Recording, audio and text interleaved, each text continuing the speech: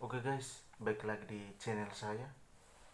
Jadi di video kali ini saya akan membaca sebuah puisi dari Valri Hangki, dan saya akan membacakan uh, kritik sastra, uh, sebuah pembacaan kritis atas puisi dari Valri Hangki, Kashmir. Valri Hangki, ini mungkin dia ini uh, 2 tahun di atas kami lah. 2 tahun di atas kami. 2 atau 1 lah. Oke, kita langsung saja ke puisinya.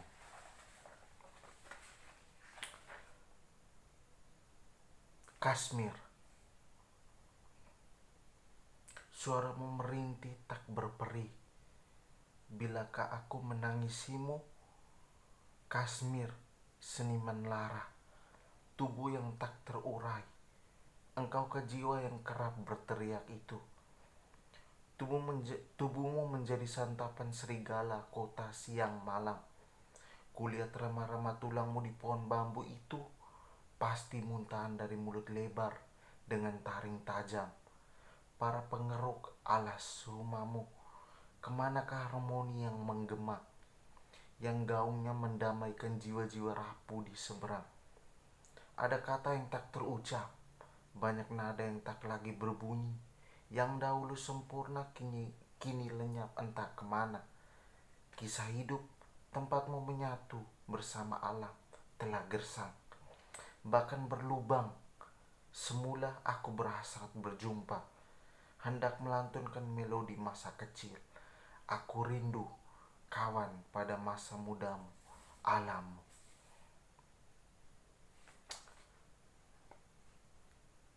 Baik, puisi Kashmir ini atau tulisan ini, semua ini dia didasari atau dibawa tema uh, mengenai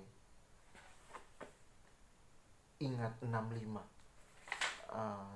65 kejadian, merupakan kejadian refleksi mengenang G30, SPKI dan pembunuhan massal di tahun 6566.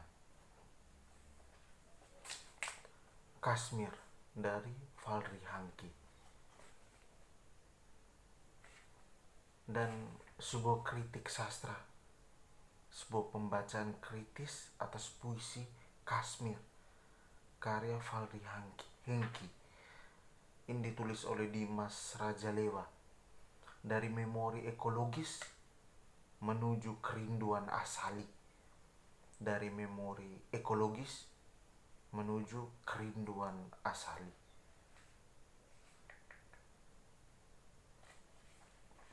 Pengantar, ada 2 hal yang erat terikat dengan eksistensi manusia, yaitu ingatan, memoria, dan kerinduan, appetitus.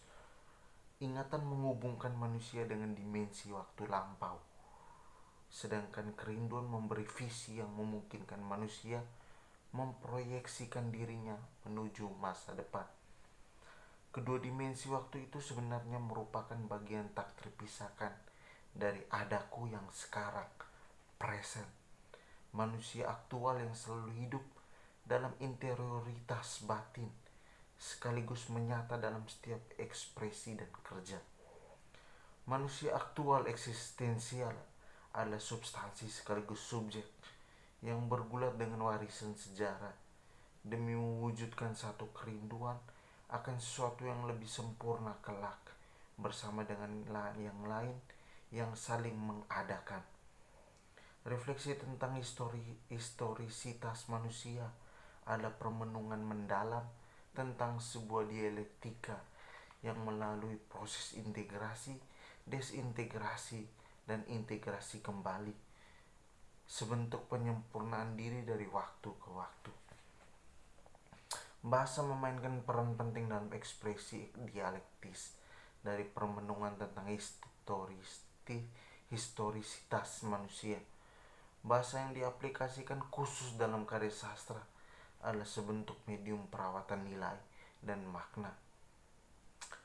Dengan cara yang unik, karya sastra atau bahasa memberi makan eksistensi manusia aktual dalam seluruh rangka proses penyempurnaan dirinya, sekaligus menjadi muara yang bisa selalu dikunjungi untuk menimba dan menyegarkan kembali visi dan misi kehidupan.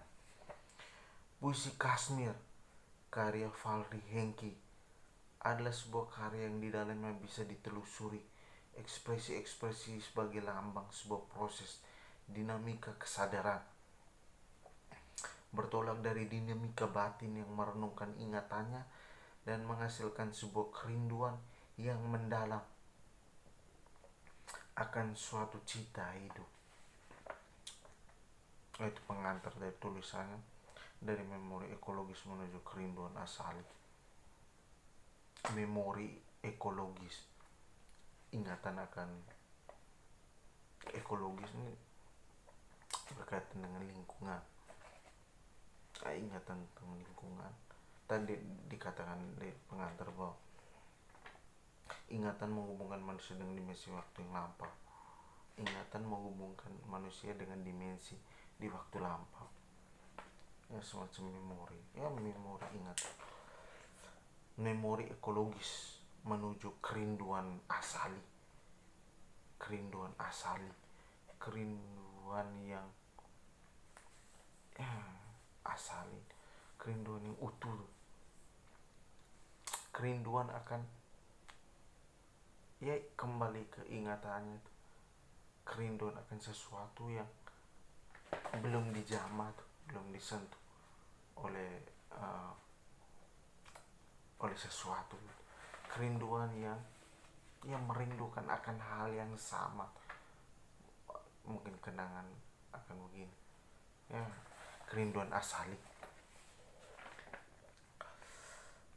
Dan dia menjelaskan bahwa puisi Kashmir, karya Valery Henke, ini baru pengantar ya.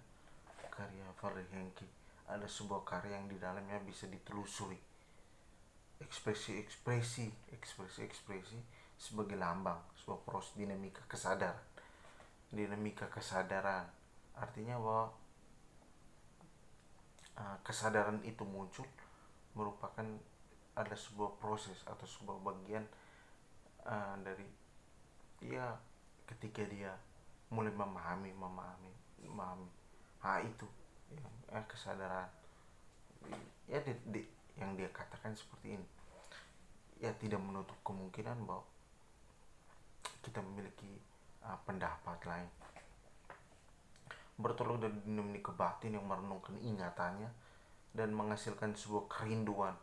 Dinamika batin bertolak dari dinamika batin yang merenungkan ingatannya dan menghasilkan sebuah kerinduan yang mendalam akan suatu cita hidup.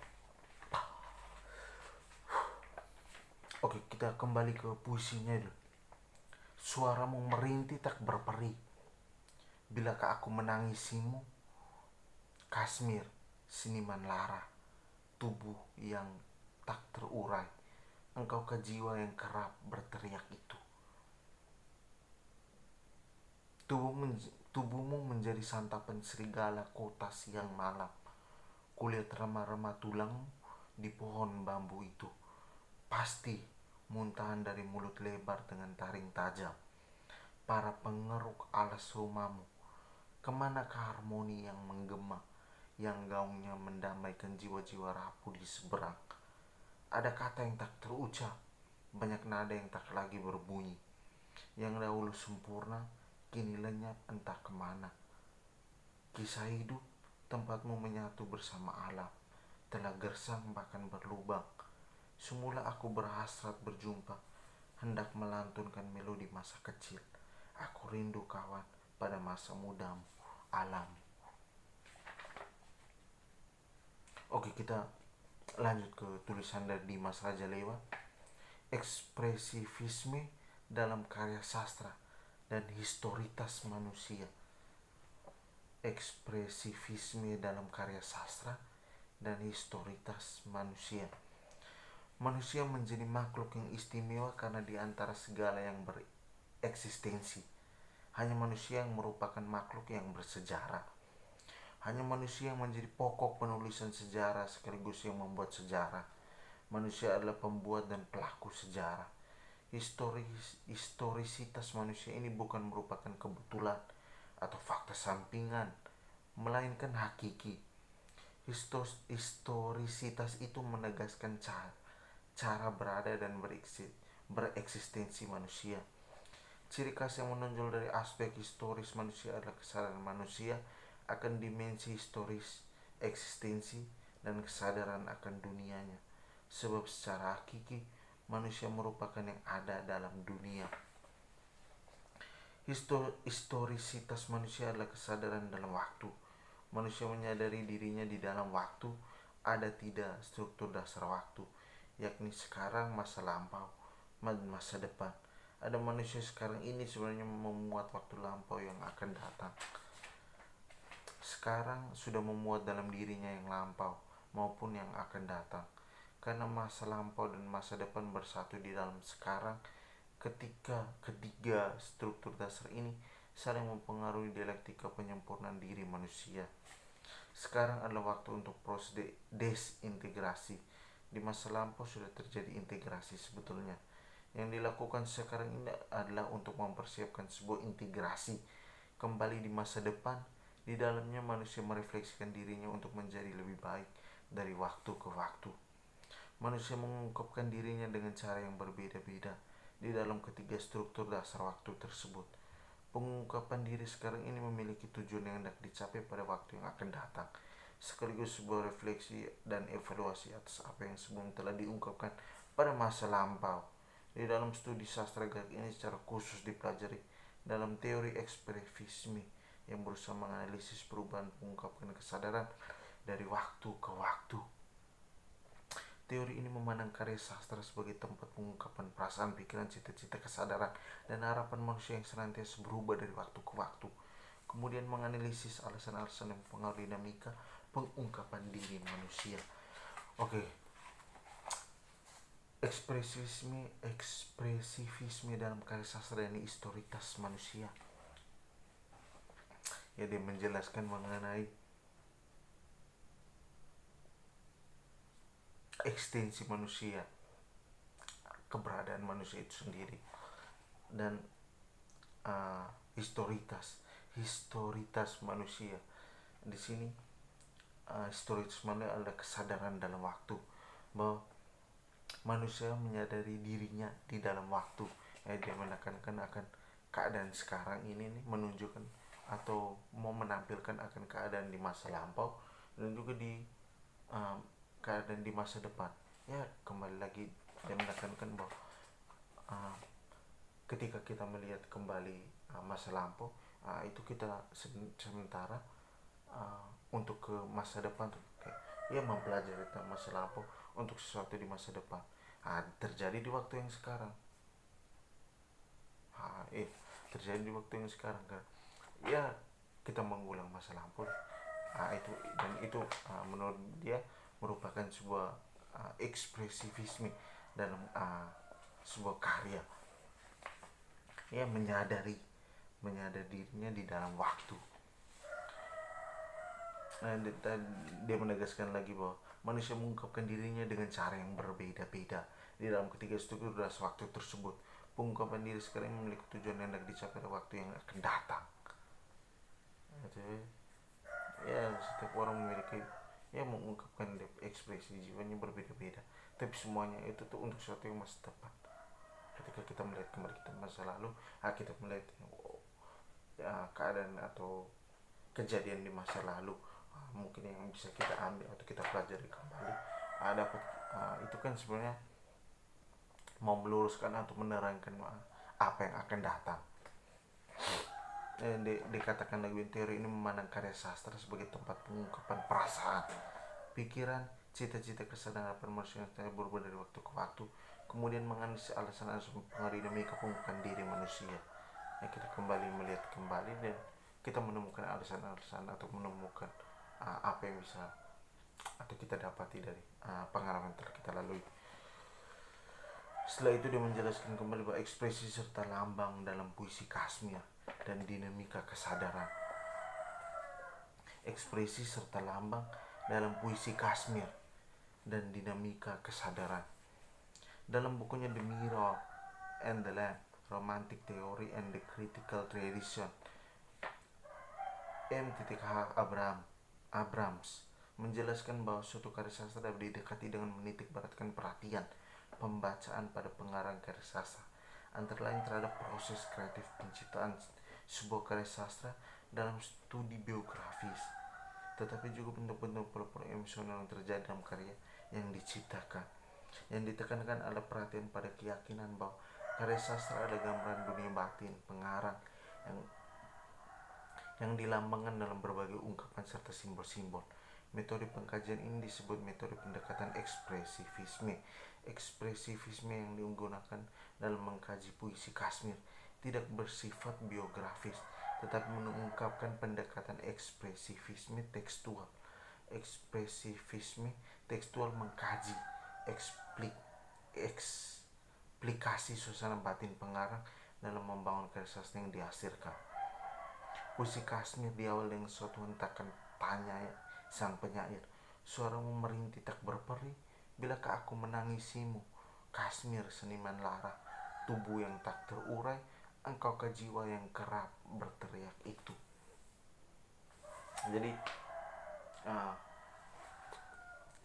dia menggarisbawahi mengenai argumentasi dari M.H. Abrams ini yang menjelaskan bahwa suatu karya sastra dapat didekati dengan menitik beratkan perhatian pembacaan pada pengarang karya sastra, antara lain terhadap proses kreatif penciptaan sebuah karya sastra studi biografis, tetapi juga bentuk-bentuk pola instrumen dalam karya yang diciptakan, yang ditekankan pada perhatian keyakinan bahwa karya sastra mengandung dunia batin pengarang yang dilambangkan dengan berbagai ungkapan serta simbol-simbol. Jadi dia menekankan kembali bahwa metode pengarang ini disebut metode pendekatan ekspresivisme. Dia bilang Kashmir tidak bersifat biografis. Misalnya dalam mengkaji puisi Kashmir, ekspresivisme yang digunakan dalam mengkaji puisi Kashmir tidak bersifat biografis, tetapi menggunakan pendekatan ekspresivisme tekstual. Jadi melalui suasana batin pengarang dan membangun karya sastra yang dihasilkan. Ya, sesuatu ekspresi yang dituangkan secara tulisan tekstual. Nah, dia tidak menggunakan atau tidak pengajian dalam puisi Kashmir tidak bersifat biografis atau melihat kepada ini menitik beratkan kepada penciptanya, kreatif penciptaan sebuah karya. Oke, pembaca langsung dihadapkan pada sebuah situasi kesedihan. Jadi menurut dia pembaca langsung dihadapkan pada sebuah situasi kesedihan yang direfleksikan oleh pengarang lewat suatu deskripsi tentang suara yang merintih dan aku, pengarang yang menangis.